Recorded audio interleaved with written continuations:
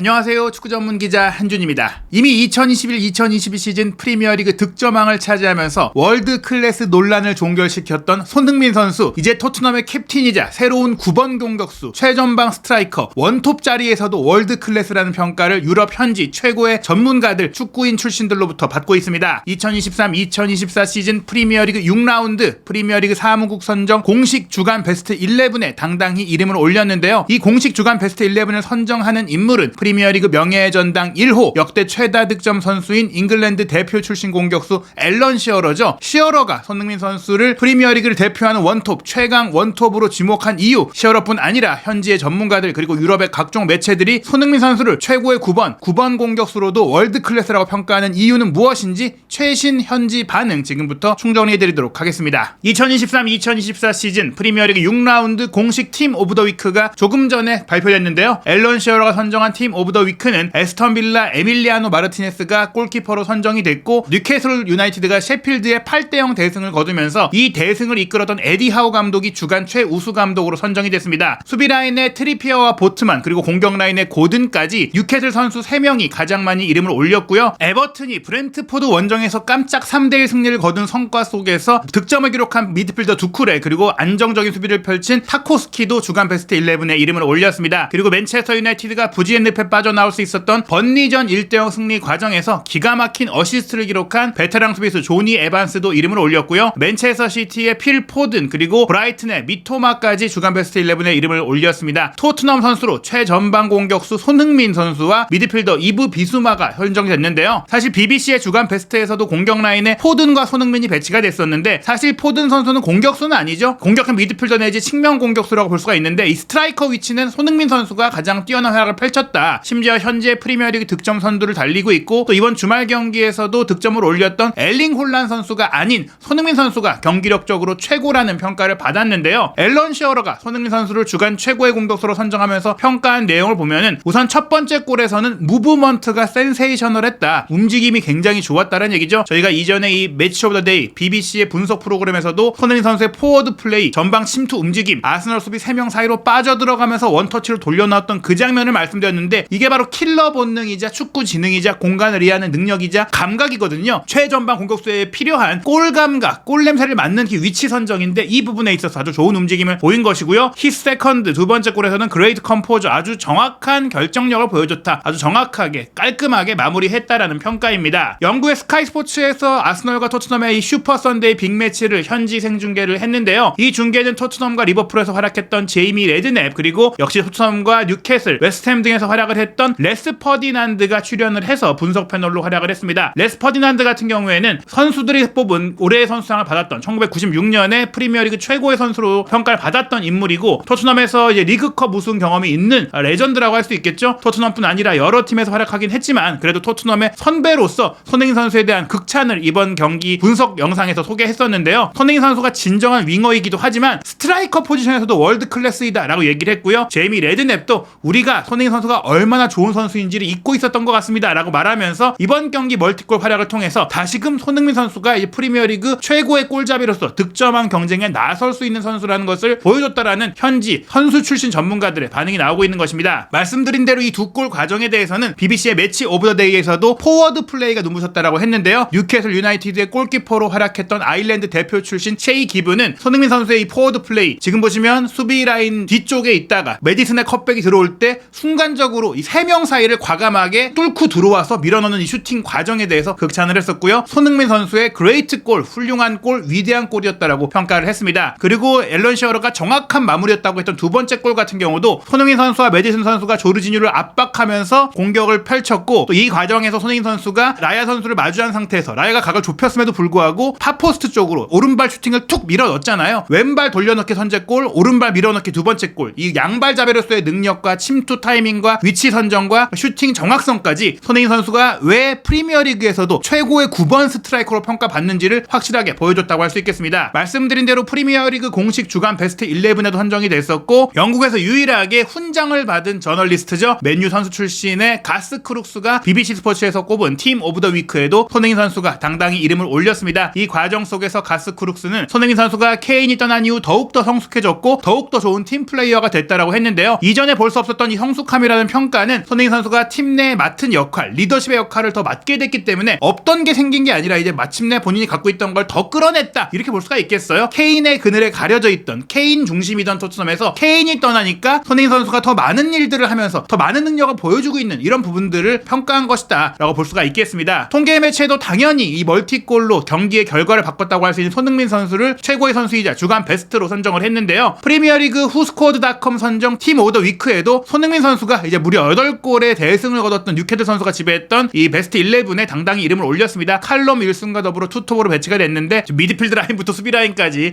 너무나 큰 승리였기 때문에 뉴캐슬 선수들이 지배를 하고 있는데, 맨시티의 포든, 에버튼의 타코스키, 리버풀의 판다이크, 그리고 크리스탈 팰리스 골키퍼 존 스톤이 이제 베스트 11에 이름을 올렸는데요. 손흥민 선수를 주간 베스트 공격수로 선정하면서 평가한 내용, 흥미로운 내용들이 좀 있어서 소개해드리고자 합니다. 우선 손흥민 선수가 이번 경기 3개의 슈팅이 모두 이제 빗나가지 않았어요. 2개의 슈팅이 유효 슈팅이었고 하나는 이제 블락킹에 막혔지만 골대 안으로 향했죠. 그리고 2개의 키패스를 기록을 했는데, 공격수로서 92.9%의 패스 성공률이 나온다는 게 거의 뭐 불가능에 가까운 일이거든요. 공격진에 포진되어 있음에도 불구하고, 최전방 공격수임에도 불구하고 안전하게 공을 지키고 연계하고 또 홀딩하는 역할들, 이런 것들이 전술적으로도 손흥민 선수가 9번 역할을 잘한다는 것을 보여주는 것 같고요. 또 프리미어리그에서 올 시즌 본인에게 주어진 4차례의 빅찬스를 모두 성공했다라는 흥미로운 기록을 소개했는데, 사실 공격수들이 찾아오는 모든 기회를 살릴 수는 없어요. 그런데 아시다시피 손흥민 선수가 프리미어리그 득점왕을 차지할 때도 슈팅 대비 득점 전환율이 굉장히 높았고 찾아온 기회를 거의 원샷 원킬에 가깝게 해결하는 매우 효율적인 공격수잖아요. 기회만 오면 해결한다. 현재 프리미어리그 득점 선두가 지난 시즌 득점왕이기도 한 엘링 홀란 선수 8골을 기록하고 있는데, 이 홀란 선수가 빅찬스도 많이 놓쳤습니다. 6라운드까지 무려 9번의 빅찬스를 놓쳤으니까 사실은 한 17골 정도를 넣어야 하는 경기를 했다라고 봐야 될 것 같아요. 슈팅 득점 전환율이 19.5%인데 손흥민 선수는 이 기록이 거의 20% 30%까지 가는 선수거든요. 사실 뭐 예전에 그 손흥민 선수를 맨시티가 원하기도 했었는데, 만약에 손흥민 선수가 맨시티에서 뛰고 있었다면 이미 거의 지금 뭐 한 10골 이상 20골까지 넣을 수 있지 않았을까, 그런 생각이 들 정도로 이제 손흥민 선수의 결정력이 대단하다라고 볼 수 있겠습니다. 지금 첼시가 극도의 부진을 보이고 있고 지금 5골밖에 팀 전체적으로 기록하지 못하고 있는데, 비아레알에서 데려온 공격수 니콜라스 잭슨 선수가 무려 7개의 빅찬스를 놓치면서 슈팅 전환율이 3.9%에 불과한 최악의 부진을 겪고 있다 보니까 포체티노 감독의 경질설까지 나오고 있고요. 리버풀의 다르윈 누네스도 6개의 빅찬스를 놓쳤고, 에스턴빌라의 돌풍을 이끌고 있는 올리 왓킨스도 빅찬스 미스가 5개, 첼시의 라임 스털링도 4개니까 손흥민 선수의 결정력이 이 세계적인 공격수들 사이에서도 단연 돋보인다는 것을 느낄 수 있는 부분이라고 할 수 있겠습니다. 또 다른 통계 매체 폰몹에서도 손흥민 선수를 주간 베스트 11 공격수로 선정을 했고 중앙 공격수로 배치가 됐는데요. 손흥민 선수 평점 8.8점, 뉴캐슬의 앤서니 고든 9.0점, 리버풀의 모하메드 살라가 8.8점의 높은 평점을 받았습니다. 미드필드 라인의 맨시티의 포든, 뉴캐슬의 기마랑이스, 브라이튼의 미토마까지 이름을 올리고 있는 그런 주간 베스트 11이라고 할 수 있겠는데요. 프리미어리그 공식 홈페이지에서 이 토트넘이 손흥민 선수를 원톱으로 쓰는 이 새로운 전술과 다양한 공격적인 축구에 대해서 디테일한 분석, 특히 아스널을 상대로 2차례나 끌려가는 골을 내주고도 손흥민 선수가 2차례나 또 동점골을 넣고 쫓아왔던 경기, 심지어 3대2로 역전까지 할 수 있었던 이 경기의 전술적인 변화에 대해서 분석한 컬럼도 소개를 했습니다. 손흥민 선수의 셀레브레이션 사진을 메인으로 뽑았던 토트넘 분석 기사인데, 이 분석 기사 내용도 전체적으로 소개해드리도록 하겠습니다. 아스널과 토트넘의 격렬하고 활기차고 완전히 재미있는 2대2 무승부로 두 라이벌 팀의 올 시즌 리그 무패 기록은 유지되었지만 NG볼이 효과를 발휘하는 데 있어서 필요한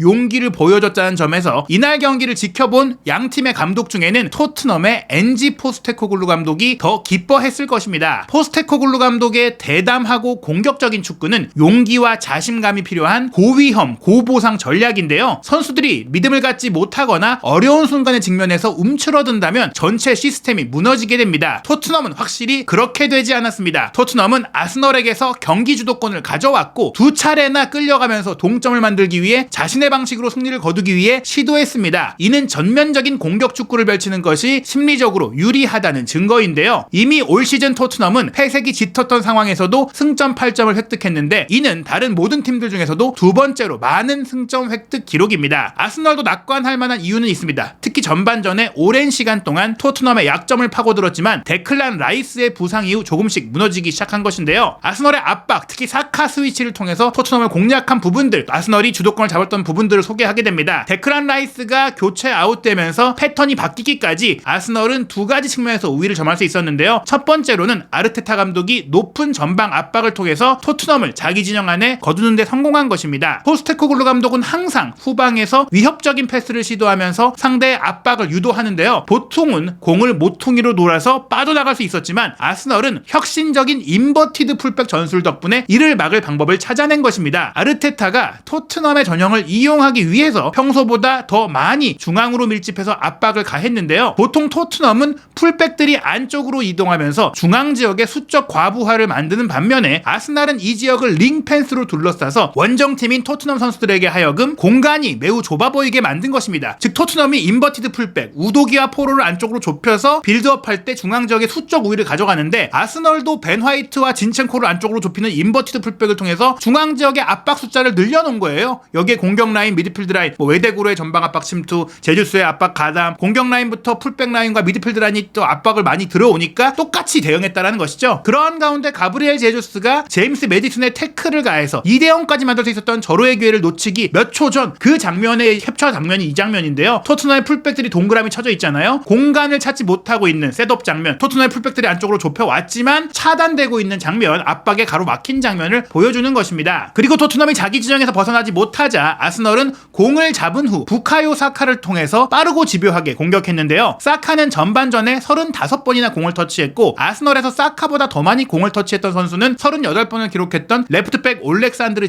진첸코뿐이었습니다. 아스널의 계획은 토트넘의 풀백들이 혼자서 측면을 수비해야 하는 점을 이용해서 빠르게 공을 주고받는 것이었는데요. 특히 데스티니 우도기는 초반에 옐로 카드를 받으면서 사카와의 난투국 분위기를 조성했고 사카가 안쪽으로 커트인하는 것을 시도해서 선제골을 할 때 직접적인 책임이 있었습니다. 즉 우도기가 사카를 거칠게 막다가 경고까지 받게 되니까 위축되고 뚫리게 되고 사카를 통한 이 1대1 대응 공격, 아스널이 압박해서 상대가 나오지 못하게 하고 또 공격할 때는 사카 쪽에 1대1 돌파, 풀백과 1대1로 붙게 만드는 상황을 자주 연출하면서 주도권을 가져왔다는 얘기입니다. 하지만 포스테코글루 감독이 이런 아스날의 전술에 적응하고 또 토트넘이 계속해서 위험을 감수하며 공격한 것이 보상을 받았다라고 설명하는데요. 토트넘의 첫 동점골은 포스테코글루 감독의 타협하지 않는 전술이 어떻게 선수들에게 자신감을 불어넣을 수 있는지를 보여주는 교과서적인 예였다고 했습니다. 아스널의 성공적인 압박에도 불구하고 토트넘은 계속해서 공격에 나섰고 결국 상대 진영을 무너뜨리면서 몇 분 만에 동점골을 터뜨렸는데요. 이 골로 기세가 오른 토트넘은 그 순간부터 훨씬 더 많은 기쁨을 누렸습니다. 여기에는 여러 가지 이유가 있었는데 가장 중요한 것은 포스테코글루 감독이 빌드업 구조를 조정하는 것처럼 보였기 때문일 것입니다. 혹은 토트넘 선수들이 스스로 조정한 것일 수도 있는데요. 좁은 공간에 갇혀있던 토트넘 선수들이 더 넓은 공간으로 나뉘어서 상대를 공략하기 시작한 것이죠. 전반전과 후반전의 토트넘 평균 위치 그래픽을 보시면 백 라인, 수비 라인의 간격이 점점 더 넓어지는 것을 알 수 있습니다. 이렇게 넓혀서 아스널의 전방 압박을 풀어낼 수 있는 움직임을 가져간 전술 미세 조정, 특히 지금 보시면 손흥민 선수와 메디슨이 투톱에 가깝게 움직이고 좌우 윙도 더 벌리고 좌우 풀백도 더 벌리고 센터백 라인과 미드필드 라인의 간격도 생기면서 압박하면 조금 더 긴 패스로 공략했다는 것을 보실 수 있을 겁니다. 아스널은 사실 선수 교체를 통해 약점이 드러난 것도 컸어요. 후반전에 두 차례 교체로 인해 아스널의 압박이 크게 약화된 게 경기 반전의 또 다른 주요 원인이었다고 분석했는데요. 카이 하베르츠와 조르지뉴는 파비우 비에이라나 라이스보다는 훨씬 덜 효과적인 경기를 했습니다. 이는 아스널이 파이널 서드 지역에서 확신이 부족했던 답답했던 후반전의 주제였다고 할 수 있는데요. 에디 은케티아도 끝내 득점에 성공하지 못했고 리스 넬슨과 에밀 스미스로우도 별다른 영향력을 발휘하지 못하면서 아르테타 감독의 벤치에는 여전히 차이를 만들어낼 선수가 부족하다는 것을 보여줬습니다. 하지만 조르지뉴는 모든 교체 선수 중에서도 가장 주목할 만한 활약이 있었는데요. 안 좋은 활약이죠. 조르지뉴는 사카의 페널티킥으로 아스널이 2대1 리드를 잡은 직후에 불과 98초 만에 토트넘이 동점을 내주는 데 있어서 실책을 했습니다. 토트넘의 입장에서 볼 때 이 골은 포스테코글루 감독의 장점인 지칠 줄 모르는 에너지와 자신감을 보여주는 또 다른 예였는데요. 호주 출신의 포스테코글루 감독 덕분에 이미 토트넘은 포스테코글루 감독의 팀처럼 느껴질 정도로 자리를 잡았습니다. 포스테코글루 감독은 경기 전에 이런 경기 경험들을 통해서 선수들이 성장하길 바라며 우리가 함께 성장하는 데 도움이 되길 바란다고 말했는데요. 그늘에 있으면 성장할 수 없습니다. 고개를 들고 햇빛을 봐야 합니다라면서 이런 큰 경기에 적극적으로 과감하게 도전적으로 나서야 한다라는 명언을 또 한 번 내놓았습니다. 토트넘은 확실히 숨지 않았습니다. 두 팀 팬들이 원했던 결과는 아니었을지 모르겠지만 토트넘 팬들은 이 경기에서 큰 용기를 얻어야 합니다라면서 토트넘이 비록 비겼지만 자랑스러워할 만한, 앞으로를 기대할 만한 승리에 가까운 무승부를 거뒀다라고 프리미어리그 공식 홈페이지에서 평가했습니다. 토트넘 허스퍼의 다음 경기도 굉장히 기대되는 빅매치입니다. 추석 연휴 10월 1일 일요일 새벽 1시 30분 리버풀과의 홈 경기고요. 이어서 10월 7일 토요일 저녁 8시 30분에는 여러분들이 보고 보기 좋은 황금 시간대에 승격팀 루턴타운과 원정 경기를 치릅니다. 10월 24일 새벽 4시에 토트넘과 풀럼의 경기를 통해서 A매치 휴식기 이후 다시 경기 일정이 재개되고요. 10월 28일 새벽 4시에도 크리스탈 팰리스와의 원정 경기로 런던 지역에서 토트넘이 경기를 이어가게 됩니다. 그리고 11월 7일 새벽 5시 런던 더비 중에서도 포체티노 감독과의 대결로 주목이 되는 첼시와의 경기가 있습니다. 손흥민 선수의 득점 행진이 계속 이어질 수 있을지, 또 올 시즌 또 한 번 프리미어리그 득점왕을 차지하는 대단한 시즌을 만들 수 있을지 한준TV와 함께 손흥민 선수의 모든 이야기, 영국 현지와 유럽 현지의 분석 내용들 확인하시기 바랍니다.